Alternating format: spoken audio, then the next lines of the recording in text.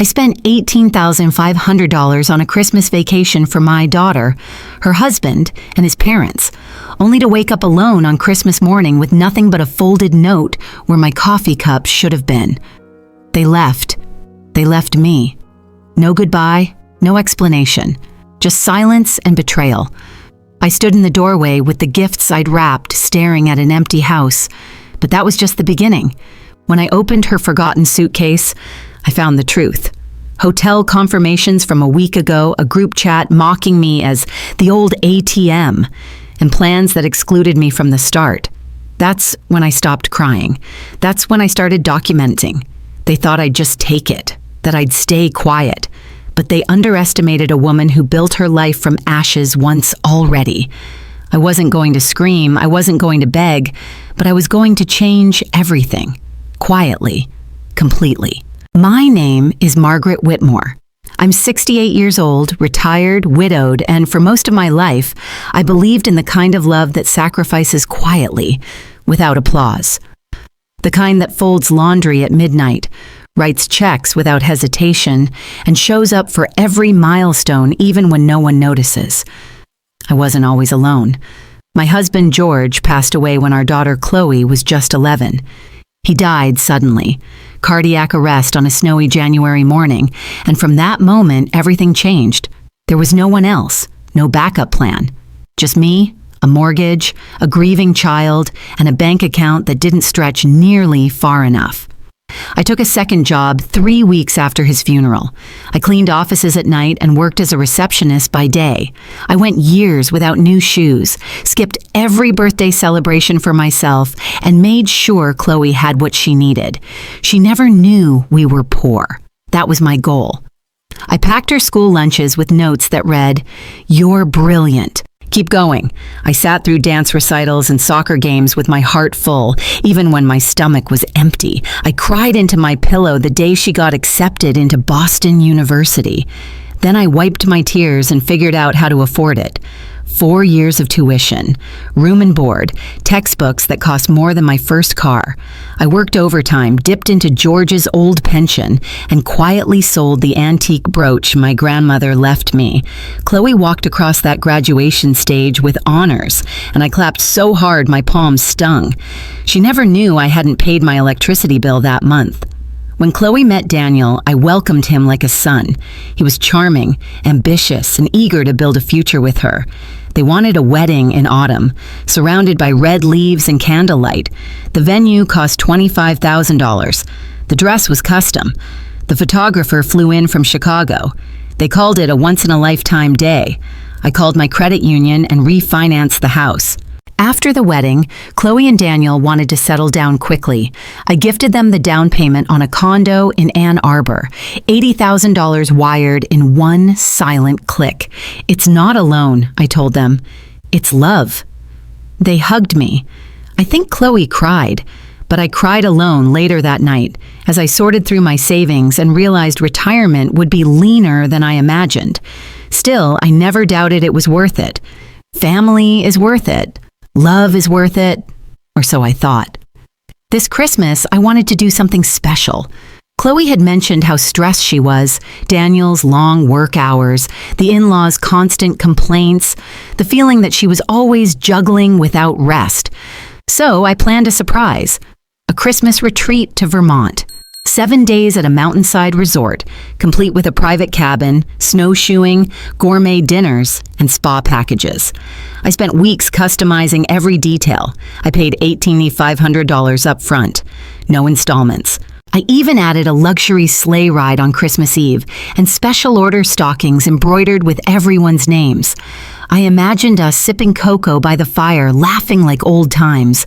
I imagined Chloe leaning into me and whispering, "Thanks, Mom. I needed this." I had the itinerary printed on handmade paper, wrapped each copy in ribbon and placed them in small envelopes next to the holiday-themed cupcakes I baked from scratch. I wanted them to find it after dinner on Christmas Eve. That moment, that sparkle in their eyes. That's what I was waiting for. I'd even stocked the house with their favorite foods. Daniel loves blueberry pancakes. Sandra, his mother, prefers chamomile tea in the mornings.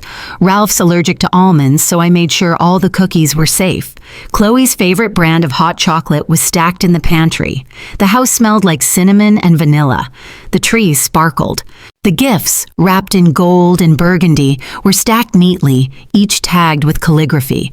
To Chloe, from Mom. To Daniel, with love. To Sandra and Ralph, thank you for raising the man my daughter loves. I even bought them matching fleece pajamas. I went to bed on Christmas Eve filled with anticipation. I'd done it. I'd created a perfect memory in the making.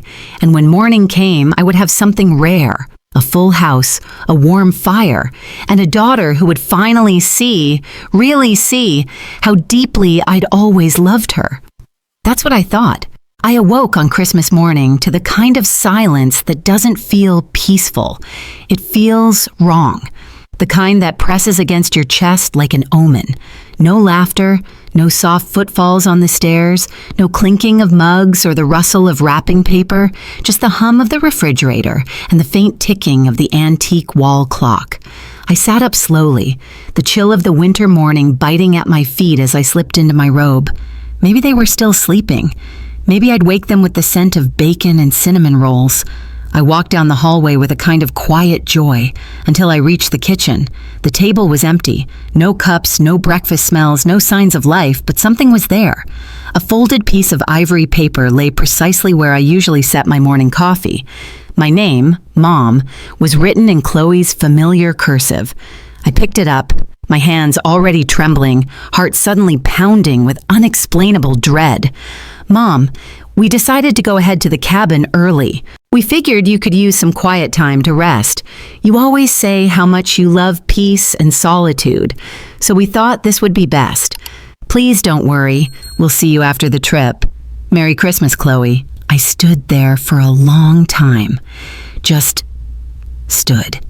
Like my brain hadn't caught up with what my eyes were reading. I read the note again and again and again. Early? They went ahead early? Without a word last night?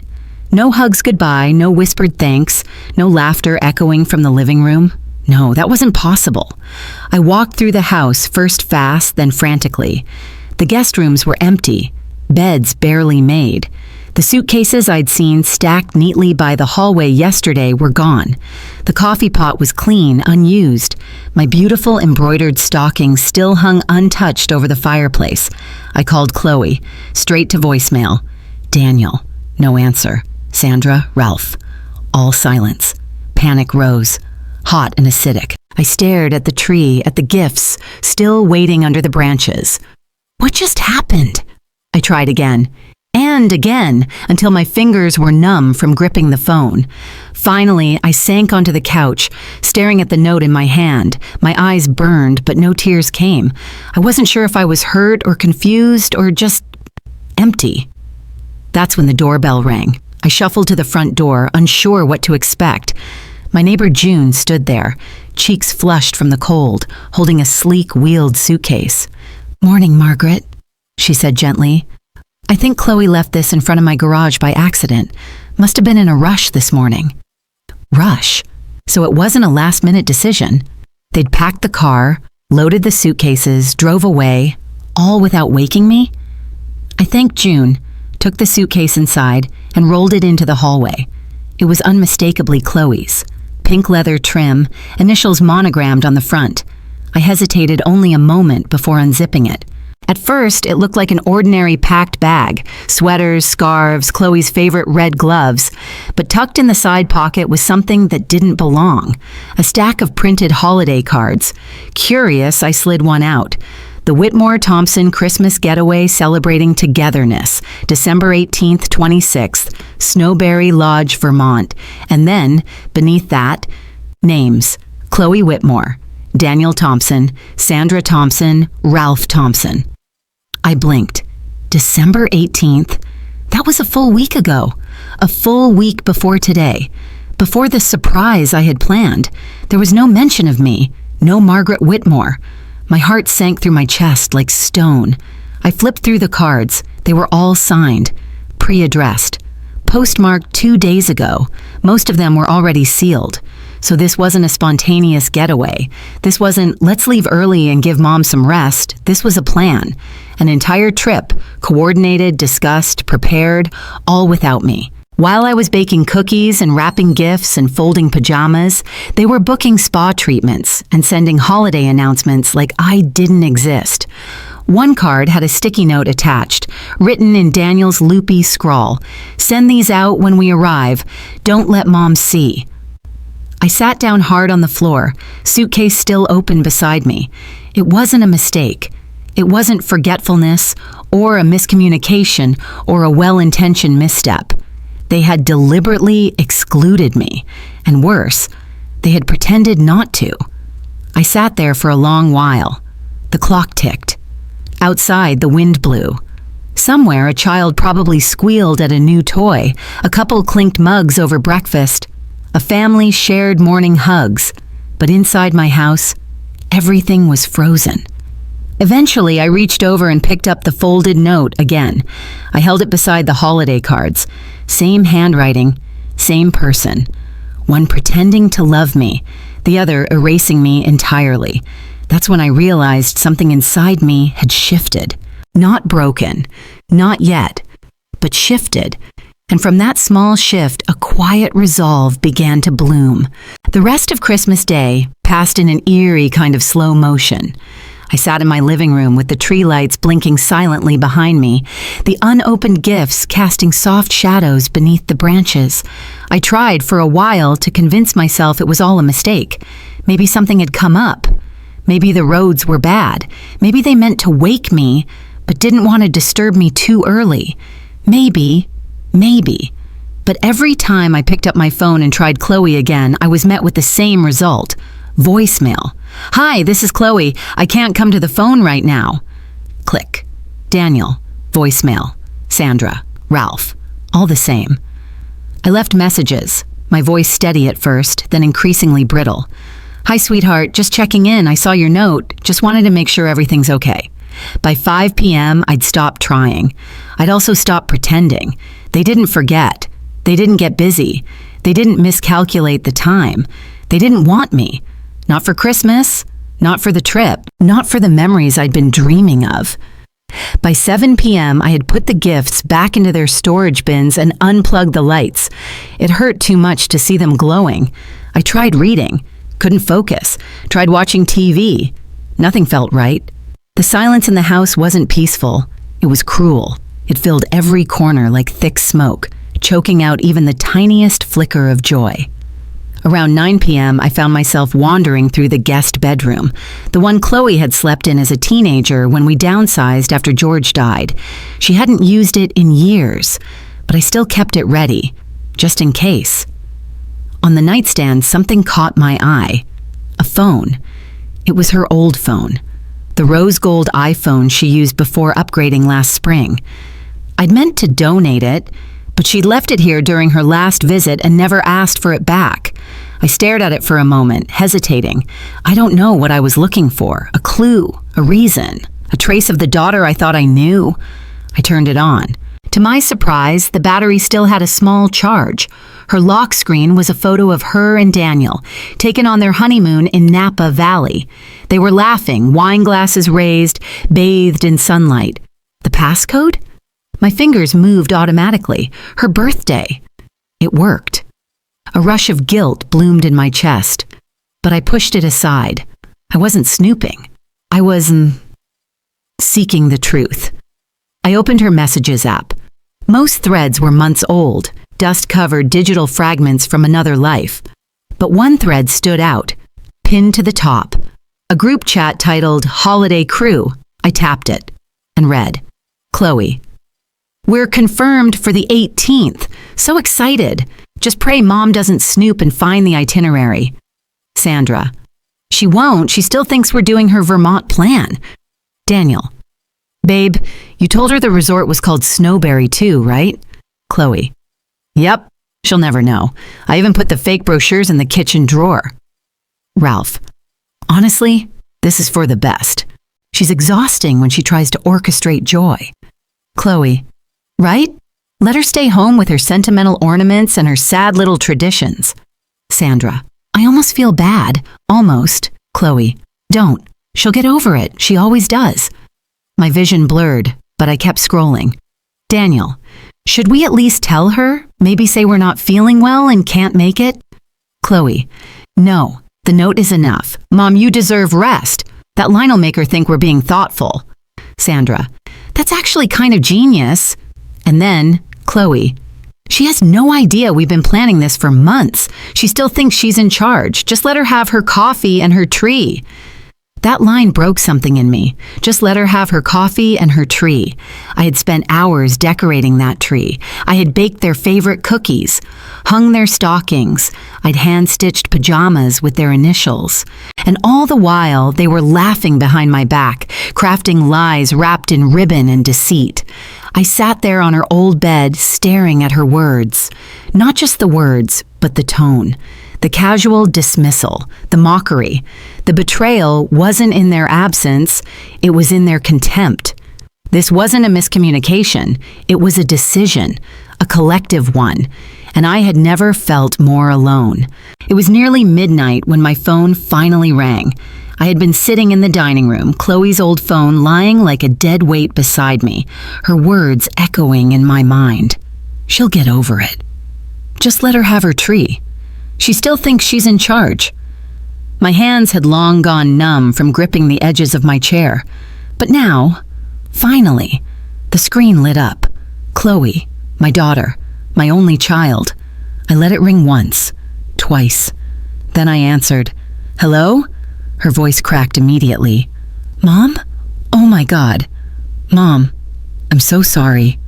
Please don't be mad. I don't know what you saw or read, but this is all just a misunderstanding." I didn't say anything. She kept going. We thought you needed rest. You've been so tired lately, and we didn't want to burden you. I know the timing looks bad, but we love you so much. Daniel didn't mean to hurt you, neither did I. It wasn't supposed to feel like abandonment. Her voice trembled with well-practiced guilt. We were going to surprise you, Mom. Bring you here later. Maybe fly you in on the 26th. It was just meant to be a temporary break. I still didn't respond. Mom, please say something, she whispered. This is Christmas. We're still family. And then, just faintly, through the muffled speaker, I heard it. Laughter. Loud, careless, and a voice. Sandra's unmistakable sharp-edged cackle. I bet the old lady's bawling her eyes out. Someone should have left her a tissue with that note. More laughter. A second voice, Ralph maybe, mumbling something I couldn't make out. Then Daniel. Turn it down, she's still on the line. But the damage was already done. I hung up. No rage, no outburst. Just a quiet, final click. Then I stood. The house felt different now.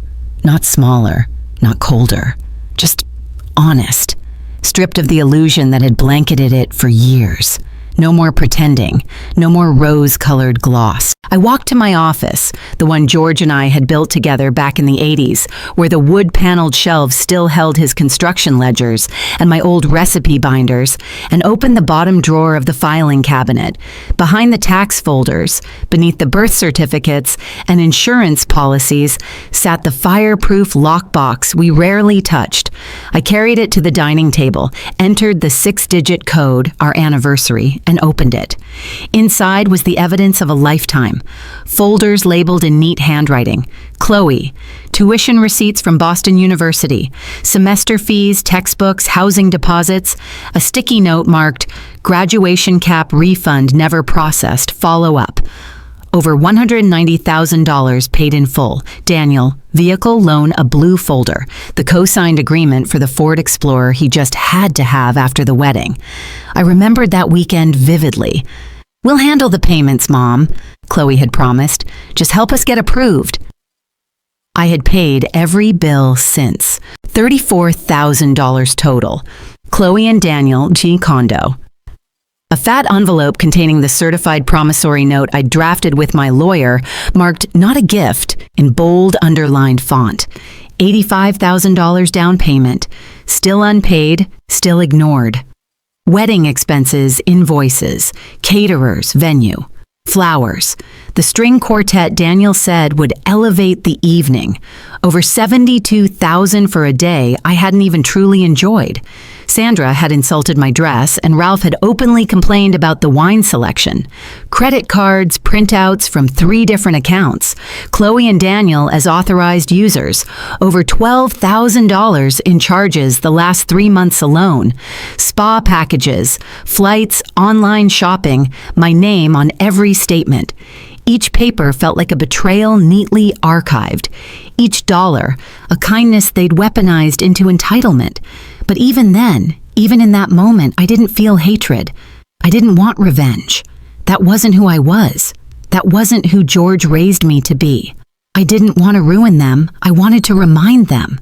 Remind them that love is not weakness. That sacrifice is not currency to be spent and discarded. That generosity comes with an invisible thread, not obligation, but respect. And if they couldn't honor it, then I would honor myself. I pulled out a yellow legal pad from the drawer and began to write. 1 item per line. Terminate Chloe and Daniel's access to credit cards. By Jan Chien and by 1. Notify bank to revoke vehicle loan cosigner status. Draft repayment notice on condo loan 30-day deadline. Cancel Chloe's automatic tuition aid for Daniel's sister. Remove Chloe and Daniel from emergency contacts list. Contact attorney Michael Lawrence. Reactivate estate revisions. It was not revenge. It was realignment. They had chosen where they stood. Now I would choose where I stood. By the time the clock struck 2 a.m., I had drafted a full action plan. 12 steps. 6 timelines, 3 backup contingencies. And when I closed the lockbox again, I felt not victorious, but grounded.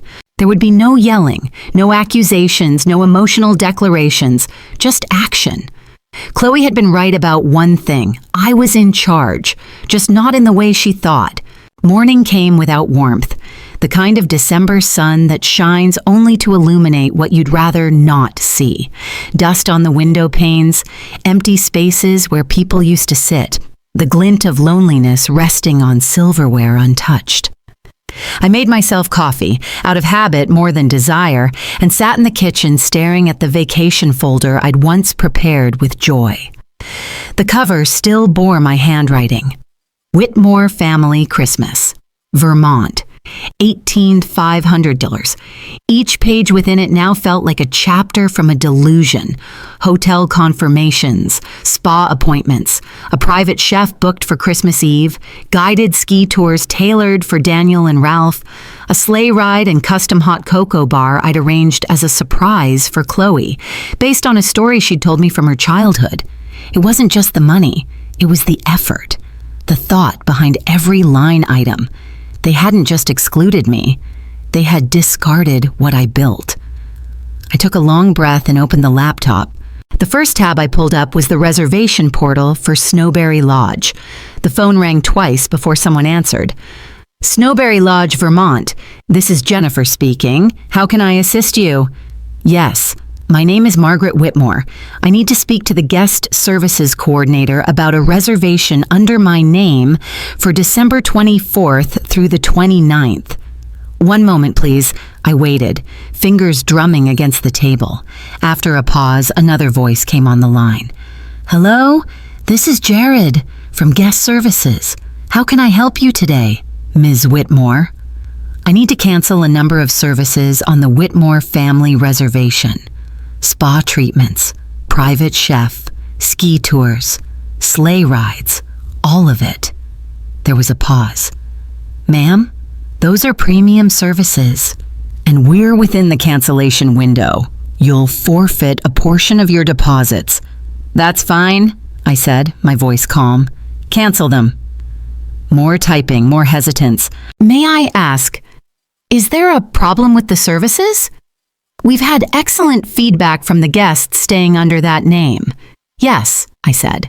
I'm sure you have. Silence. I'd also like to revoke my credit card authorization for additional charges. If anyone from that party incurs costs beyond what's already covered, they'll need to handle it themselves. Yes, ma'am, understood. I clicked the laptop shut. It wasn't about the forfeited deposits. A few $100s was a small price for ending a charade. Next came the lawyer. I hadn't called Michael Lawrence in almost 2 years, not since we finalized my estate plan after George's passing. But his number was still at the top of my old Rolodex. He picked up on the third ring. "Margaret?"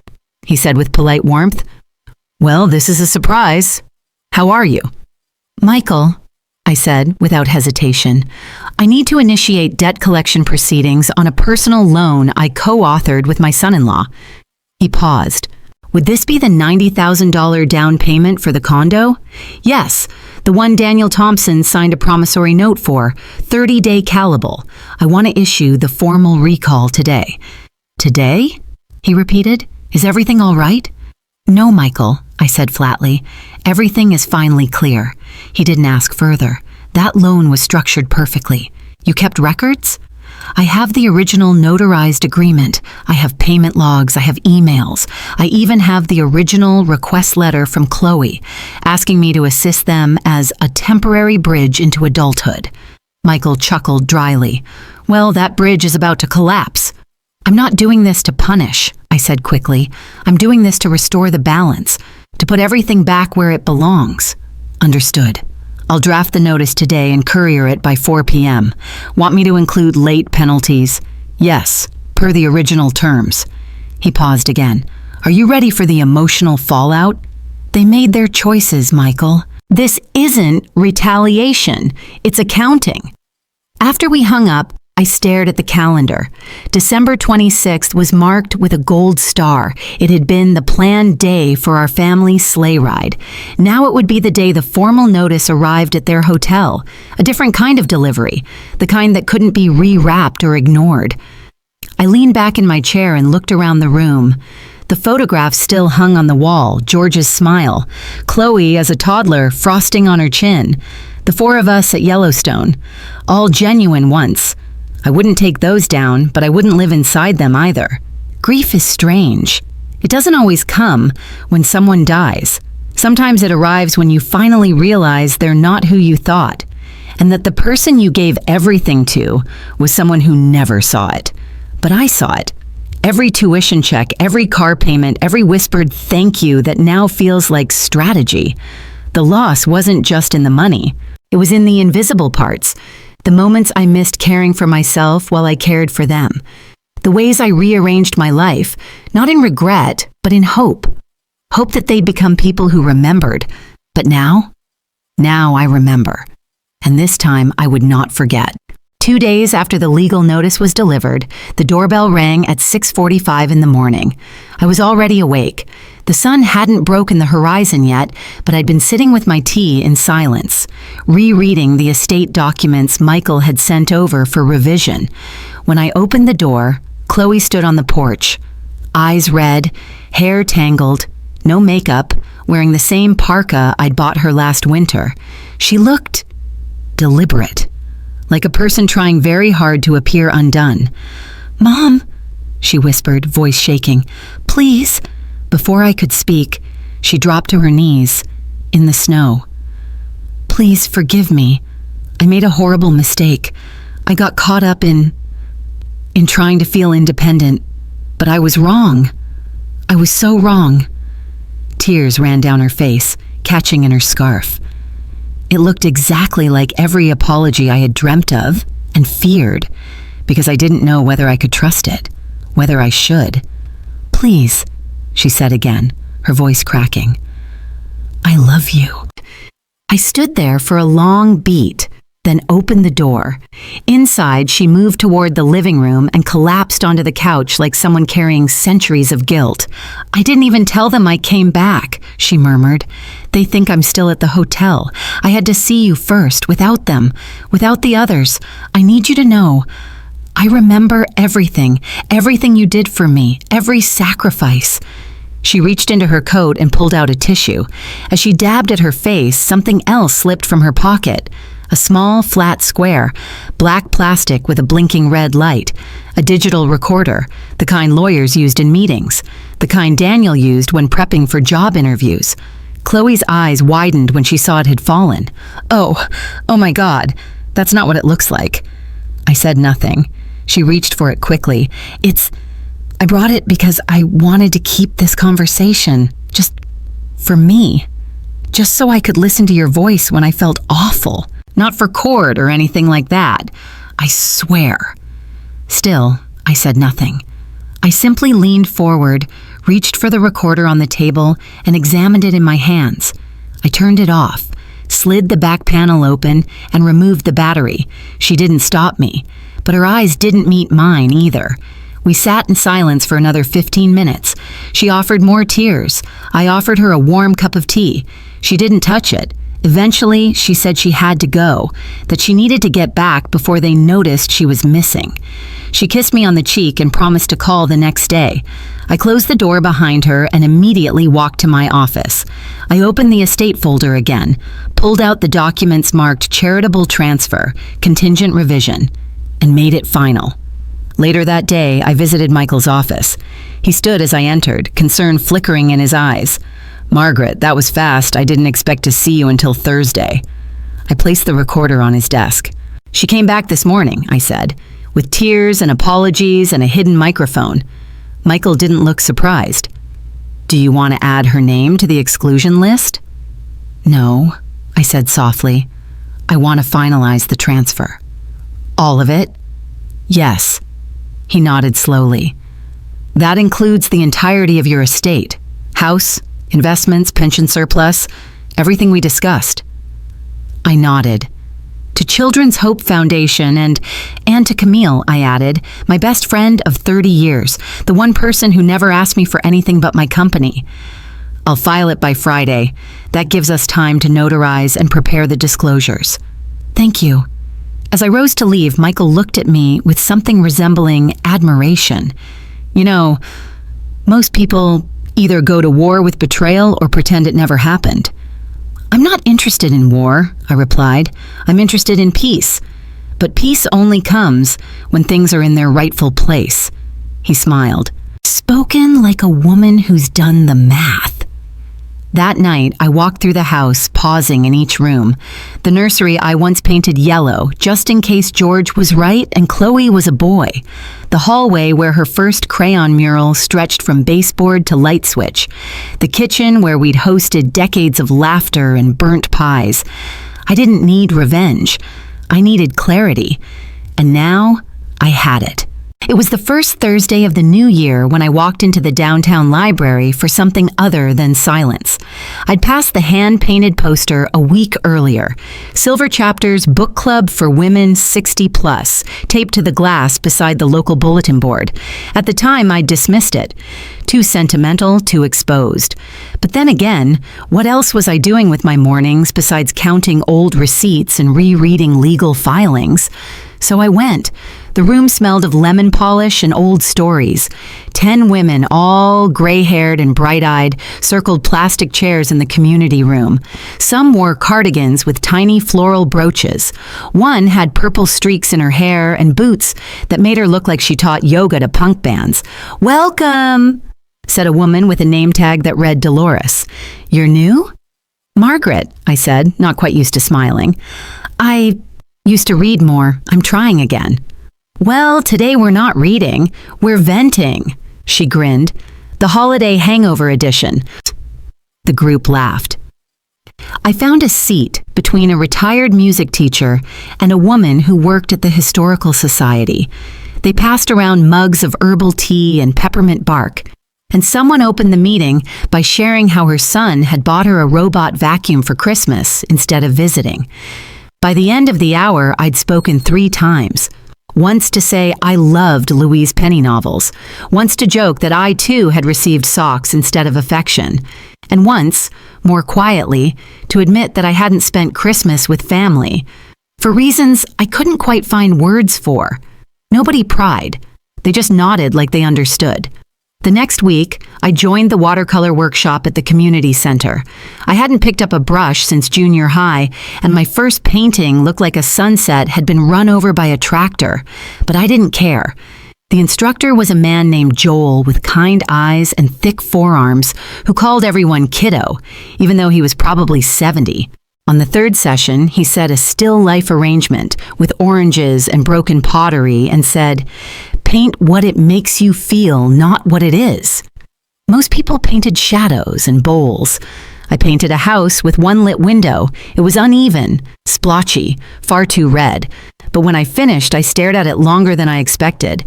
There was something honest in that crooked window, something I hadn't let myself express in words. At home that evening, I wrote my first blog post, The Empty Table, a story about the way silence fills a house after a child leaves, about the way disappointment doesn't always come with slamming doors, but with cheerful text messages sent from somewhere you weren't invited. I signed it MW, Widow, Reader, Recovering Enabler. I didn't expect anyone to read it, but I posted it anyway. 2 days later, I received a comment from a user named Maybe64. It said, "I thought I was the only one. My son lives 15 minutes away and hasn't visited in 3 years. He says I'm too judgmental. I think I'm just awake." That comment hit me harder than any argument Chloe had ever thrown at me. I replied, then wrote another post, then joined a thread of women writing about estranged holidays and adult children who turned love into leverage. It was at the 4th watercolor class that the real shift happened. Her name was Hilda, a tiny woman with a laugh like wind chimes and hands that trembled as she mixed her blues and greens. She painted abstract flowers with bold, careless brushstrokes. "You've got restraint," she told me, tapping her brush against her water cup. "That's a compliment and a curse, you know." I smiled. "I'm trying not to make a mess." She squinted at me. "Make one. Life already has." During our break, we sat on the bench near the hallway window, sipping apple juice from paper cups. "I have a daughter, too," she said without prompting. "Haven't heard from her in 6 years. Not since I told her I wouldn't fund her second divorce." I blinked. "I'm sorry." She waved it off. "I'm not. She used guilt like currency. You know what finally freed me?" "What?" "I realized no one has the right to chain you with shame. Not your child, not your spouse. No one." She took a deep breath, her shoulders squaring. "Guilt is their weapon when love stops working, but you don't have to carry it." That night, I dreamed of my younger self, 27, paint on my overalls, building a crib with George in the middle of a snowstorm. We laughed when the power went out. We lit candles.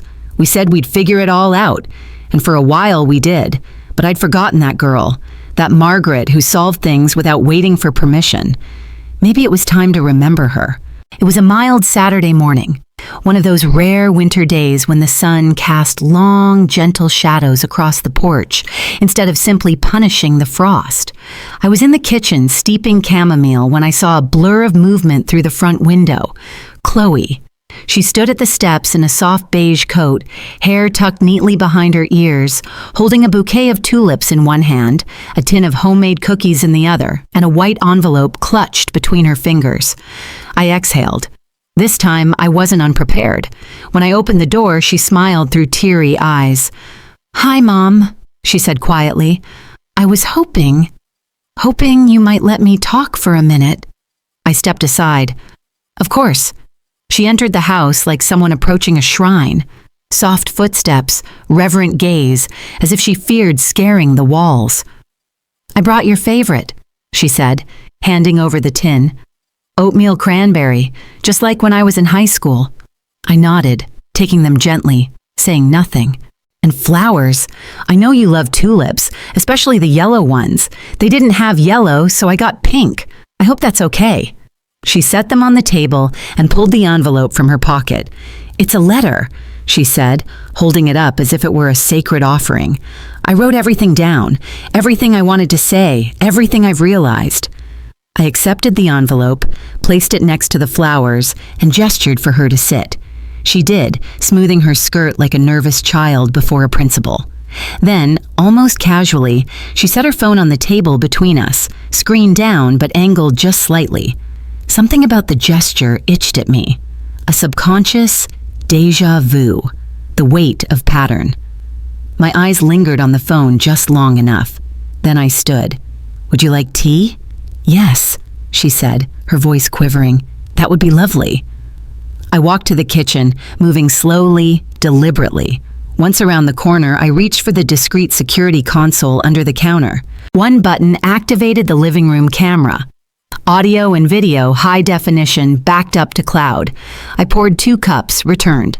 Set hers beside her hand, she smiled weakly. "I've been doing a lot of thinking." "I imagine so." "I miss you," she said. "I miss our talks. I miss how safe everything felt when you were nearby. I think I got caught up in being a wife, in trying to prove I was a grown-up." I sipped my tea. "Go on." She took a breath, eyes glossy. "I don't know how to fix what happened," she said. "I just know I want to. I want to come back. Not for money. Not for anything. Just for..."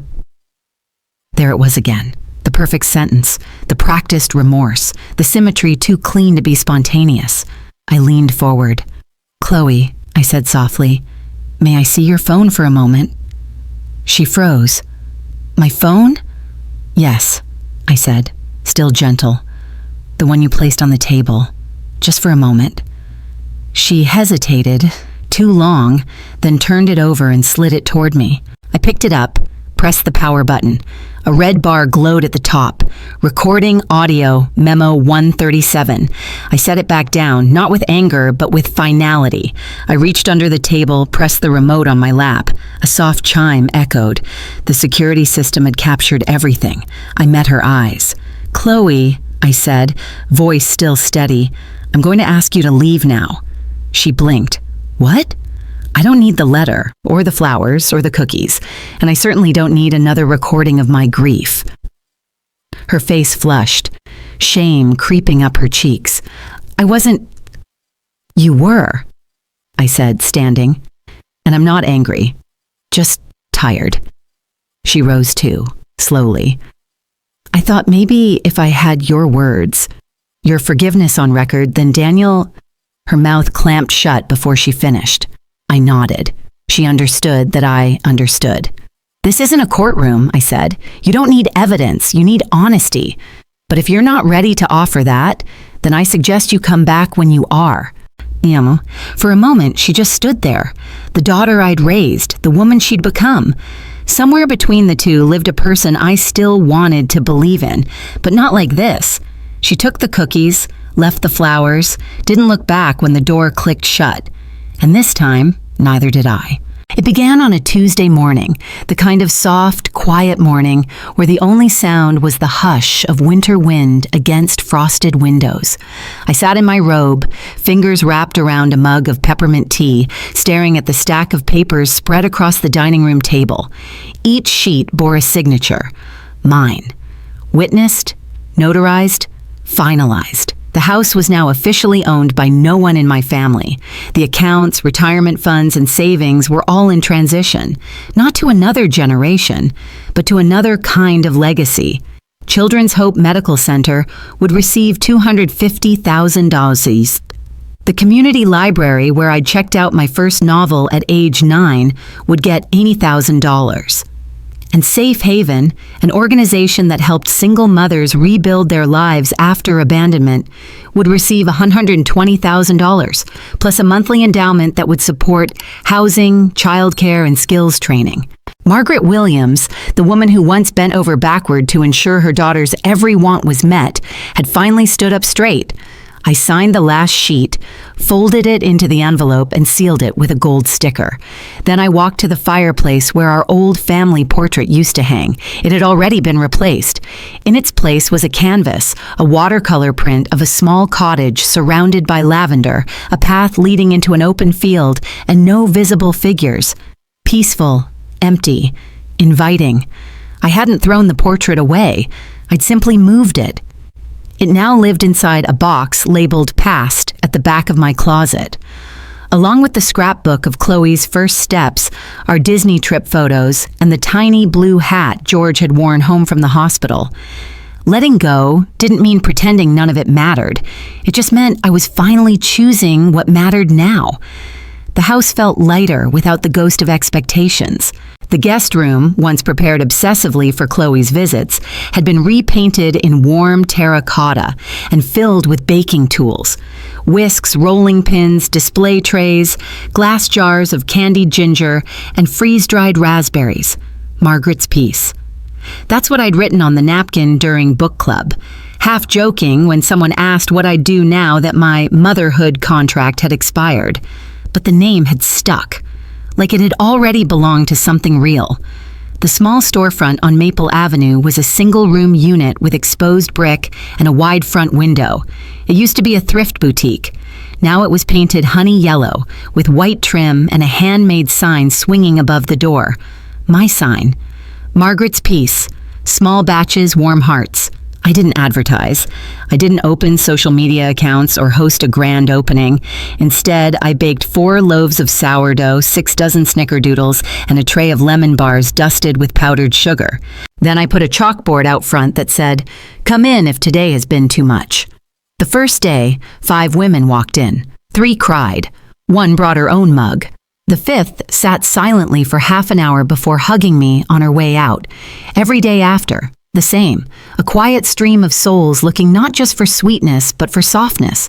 Some returned, some never did. One old man came every Thursday for molasses bread, which reminded him of his late wife. A teenager stopped by to ask if I needed help with inventory. She now comes in every Saturday to learn how to make biscotti. I never asked their stories, but somehow they told me anyway, and I listened, not as a mother desperate to be needed, but as a woman who finally knew her worth, didn't require validation from the people she'd once raised. I hung no photos of Chloe. I placed no family frames near the register. Instead, I filled the space with handwritten recipe cards from women I'd met through the watercolor class and the blog community, each one bearing the name of a mother, grandmother, or mentor who'd once loved them through hard things. One card simply read, "For when life forgets your name, Banana Bread by Eileen M. The quiet of the shop became my balm." Each creak of the floor, each rustle of parchment reminded me that purpose doesn't always roar. Sometimes it whispers through cinnamon and patience. At home, I stopped waiting for knocks at the door. Instead, I painted my walls in joyful colors. I replaced the dining set with a circular table perfect for 2 or 4, never set for guests who wouldn't come. I planted herbs in the kitchen window, basil, thyme, rosemary, all growing faster than expected, like they couldn't wait to start again. I hadn't stopped being a mother, but I had stopped being a hostage. And as strange as it felt to admit, I didn't miss the noise anymore. I missed who I used to be before the noise. Now, I was beginning to meet her again. It was the first Wednesday of April when they appeared at my door. 5 shadows on the porch, unannounced, uninvited, uncertain. Chloe stood in front, face drawn, dark circles beneath her eyes. Behind her, Daniel looked smaller than I remembered, his shoulders hunched like someone trying to disappear into himself. Sandra and Ralph, too, had changed. No longer smug, no longer comfortable. Just weary, hollow, and in Sandra's arms, unmistakably, was a baby I didn't know existed. I opened the door slowly. The scent of cardamom bread still hung in the air from the morning batch. My apron was dusted in flour. Chloe took a step forward. "Mom," she whispered, "can we talk?" I didn't say anything, just stepped aside. They filed in like refugees. Not a word between them, not a hint of the arrogance I remembered from Aspen's stolen vacation. They sat in the living room, on the couch, and along the edge of the bay window, hands folded like children waiting for punishment. "We're sorry to show up like this," Chloe began. Her voice was smaller, meeker. "We've had a hard few months." I poured tea, not out of obligation, but out of habit. "Chloe lost her job in January," Daniel said after a pause. "The publishing house downsized, no warning. Her severance ran out fast. And his voice cracked. "I'm being sued. 3 separate credit defaults. We were using a card under your name, but when it got shut off," I nodded. "Yes, that was in December." He looked away. Sandra spoke next, her tone brittle. "We lost our apartment. Ralph's pension barely covers his meds. So we moved in with Chloe and Daniel. It's not sustainable. The baby? I asked softly. Chloe nodded. Ours. She was born in March. I exhaled through my nose. Congratulations. The baby stirred but didn't cry. Chloe leaned forward. We need help, Mom. Not just money. A plan. A way to fix things. We know we hurt you. We know we made a huge mistake, but we're drowning. Daniel added, We've changed. We've learned. We just need a chance. I sat across from them in the armchair where I'd once embroidered a quilt during Chloe's pregnancy with her first child, the one I hadn't heard from in months. Without a word, I stood, walked to my office, and returned with a folder. Inside were pages printed from an old phone Chloe had forgotten in her rush to leave. I'd kept it, not for revenge, but for remembrance. I opened to the first page and began to read. Baking smells again. She probably thinks this trip is some magical family bonding moment. I looked at Chloe. You wrote that in the Aspen group chat, November 22nd. Her eyes filled, but she didn't speak. I turned another page. She's too old to ski anyway. Let her have the house and her tea. She'll cry a little and forget by New Year. This was Sandra's. Sandra dropped her gaze to the baby in her lap. I read 3 more excerpts. None louder than my voice, none crueler than their own words. Then I closed the folder. I've spent most of my life believing that love meant endurance, I said calmly. That to be a good mother, a good woman, I had to be a good forgiver. No one moved. But the truth is, forgiveness offered without transformation becomes enablement. And what you've asked me for today isn't reconciliation, it's rescue. Chloe's breath hitched. We're not asking for everything, just a little help until... Until what? I asked gently. Until it happens again? Until I'm useful again? We're family, Sandra said, her voice cracking. No, I said. Not harshly, not loudly, just clearly. You were. But you stopped being family the moment you treated my presence as an inconvenience and my generosity as entitlement. Chloe began to cry, quietly. No theatrics this time, just grief. And I felt no satisfaction in that, only stillness. I'm not angry, I continued, not anymore. I've built a life that doesn't rely on being needed. I have peace now. And Daniel's voice was hoarse. So you won't help? I won't pretend, I said. I won't pretend that nothing happened, or that this room is still filled with trust. I stood and walked toward the kitchen, pausing only to add, You're free to finish your tea. When I returned 15 minutes later, they were gone. The tea was untouched, but the baby's blanket had been left on the couch, a small pink square with embroidered stars. I folded it neatly and placed it in the donation box by the door. That night, I returned to my journal, wrote 1 sentence. I didn't close the door, they just chose not to walk through it honestly. I didn't feel vindicated. I felt released. The letter arrived on a damp Monday morning, postmarked from a rural clearing in Ohio. It was printed on cheap paper, folded roughly and stained at one edge as though it had passed through at least 2 pocketed hands before arriving at my front porch. I held it for a moment before unfolding it. Dear Mom, I'm sorry to write this, but I don't know who else to ask. We're all living together, Daniel, Sandra, Ralph, little Emma, and we're struggling. The trailer is cold and overcrowded. The baby doesn't sleep. We barely have food. Kinsley's arthritis flare-ups mean she can't work in the garden anymore. We've sold what we can. I work at the grocery store 2 shifts a week. Daniel's credit problems are worse than we thought. The bank's demanding full payment. Ralph had to skip necessary procedures because he couldn't afford copay. I hate asking this, but if you could send us $500 per month, at least through summer, we'd use it for rent, medicine, groceries. We're trying to get back on our feet, but we can't catch up. This isn't a demand. I don't know what else to do. Love, Chloe. I folded the letter back neatly, staring at the quotation marks she used, the spaces between paragraphs, the way she said, I'm sorry, without accusation, and yet without acknowledgement of what had been taken. I didn't reply. I didn't call. I didn't even sigh. Instead, I carried the envelope and placed it gently inside a file drawer, labeled Lessons Learned, a stack of letters, notes, photos, messages I kept not as evidence but as reminders. Reminders that generosity has limits, that love without respect is hollow. Then I closed the drawer. I didn't send the money.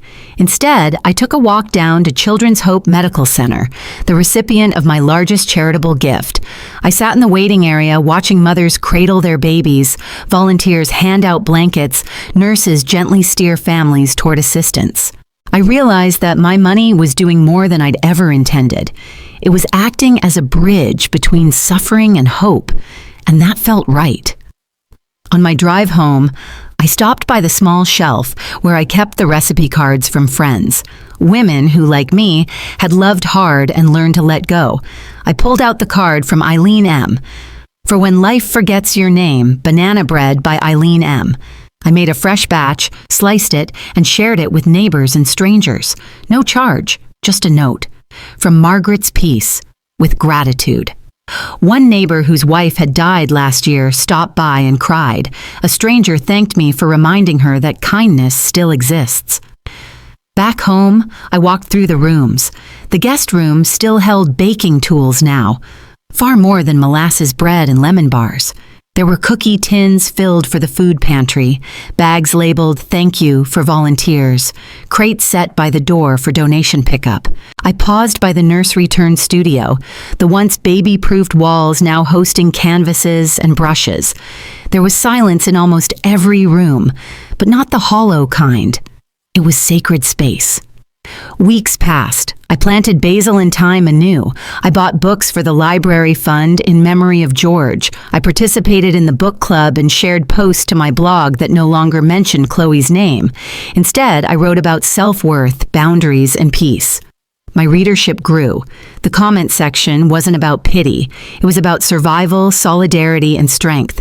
One evening, I received an email from a woman named Victoria. I read your piece, The Empty Table, 6 months ago. I hadn't heard from my daughter in 4 years. I've decided never again to offer support where respect wasn't reciprocated. Thank you for giving me permission. That was the highest compliment I could ever receive. Not a demand for justice or revenge, but a quiet acknowledgement that I had given others permission to reclaim their lives too. I didn't respond right away. Instead, I placed her email beside the notebook I used for baking orders, where I'd sketched out a new idea. Weekly pop-up story night at Margaret's Peace, a space where silences aren't demanded but choice is celebrated. I thought about the letter from Chloe again. I expected a knot in my chest, maybe regret. Instead, nothing. No hope, no grief, just acceptance. I don't know if $500 would have helped. Even if it had, I wouldn't say yes. Not yet, not like that. Not to people who once valued me only when it was convenient. But I also don't feel cold to them. I feel settled, at peace. Love, as I discovered, doesn't always bind. Sometimes it frees. It was spring in Michigan again. The air had softened from winter's harsh frost into something tender, subtle daffodils in green patches, sunlight that lingered later, and the soft chatter of birds at dawn. I had come to expect change. Not the kind seeded by others, by betrayal, but the kind I planted myself in my soft, fenced-in yard of perennials and new thyme shoots. On a rainy Saturday morning, I found myself walking through the annual book fair in downtown Ann Arbor. Maple Avenue was closed for the event. Families pushed children in strollers, authors signed their latest releases, and tented booths offered coffee, crafts, and conversation. As someone who had quietly authored a blog, never self-promoting, I hesitated near the local author's tent before browsing dusty paperbacks, leather-bound memoirs, and hand-lettered zines. A voice at my elbow startled me. "Excuse me, ma'am? I've read your blog. The post about the empty table? That piece saved me from spiraling." I looked at the woman, a younger gray-haired woman, smile kind, hands holding a paperback tied with string. "I'm Sarah," she said. "I wondered, would you consider speaking in the tent next? Just a few minutes? About your writing?" I had no platform. I had no fame. but after a brief pause, I found myself nodding. They ushered me to a small booth with folding chairs in a circle and a sign overhead, Michigan Memoir Tent, Stories that Redefine Home. I hadn't prepared anything. My teeth felt light with nerves. I sat, breathing slow, while the small group, mostly women and a few curious men, some elderly, some middle-aged, arranged themselves. The light rain tapped the tent's canopy above like encouragement, not interruption. Then a young author introduced me. Margaret Whitmore, author of the Empty Table blog, speaking now. I stood before them, heart nodding, but I spoke. I spoke about a mother who gave everything. Degrees, weddings, homes, cars. A woman who organized a $1,800 Vermont getaway for Christmas, who woke alone to a note and 2 doors slammed, not with words, but silence. I didn't embellish. I didn't raise my voice. I allowed my old self-worth to rise on gentle truths. I gave until I vanished. I believed love was proof, not permission. I learned that peace doesn't come from being needed. It comes from needing myself. I spoke of quiet rebirth, of turning charity into action, of opening Margaret's Peace, a small bakery built on warmth. Not expectations. I spoke of letting photos box up in the closet, letting go of the roles I'd outgrown. I spoke of learning to crave silence, not because no one was around, but because I chose it. Overhead, the rain slowed and the tent grew still. One woman raised her hand. You describe knowing peace even as people punished you. How? How did you stop hurting? I looked at her, then at the others. I said, when I stopped waiting for their apology, I opened space for mine. Not theirs, mine. A hush followed that. Another woman wiped her eyes. I left an abusive marriage after 40 years. I feared love couldn't survive without familiarity. But you reminded me that love first requires safety and self-respect. Heads nodded. Another woman whispered, I needed that. Someone else shared that they had followed my posts because they felt seen after elderly betrayal, financial manipulation, the gradual erasure of their kindness. As they spoke, many older women began to cry softly. No crying for me. Mine was already done. At the close, the author thanked me. Your story doesn't just heal, it inspires peace. The group applauded, not loud, just warm, hands unfolded, connection shared. I stepped down and sat at a folding chair to sell a few jars of cinnamon honey bread I'd brought for the bake sale. They lined up, not for the bread, I later learned, but for conversation. A woman in a lavender hat introduced herself as Eileen M., the friend who originally gave me the banana bread recipe. She pressed my hand and said, You gave me the permission to let go. Another tearful woman said, You shattered the idea that being forgotten means being worthless. I smiled and nodded. I listened. I gave them small loaves and dipping, tiny jars. Later that afternoon, I walked home carrying a tote of leftover cinnamon muffins. Past my townhouse, I paused to kneel and stretch. The sky loosened into gold and pink. A path led me down to the small park near the coffee shop. Kid swings squeaked, laughter rose, an ice cream cart jingled in the distance. I stroked my dog's head, Beacon, named for the lighthouse strength I'd learned to trust in myself. I felt no thrill of vindication, no triumph over betrayals, only quiet recognition. I wasn't broken. I just needed something, someone, to remind me I wasn't broken. I resumed walking. The sun glinted across the playground. A child called out, "Mommy!" He chased a bird across the lawn. A woman on a bench read quietly. A couple paused near the fountain, hands clasped around warm coffee. I could choose to walk away from it all and never return. But I stayed. I welcomed silence I chose. Company I earned. Purpose I nurtured. Beacon pulled me closer. I looked down at his expectant face, then at the sky. I whispered, I am finally free, and I meant it.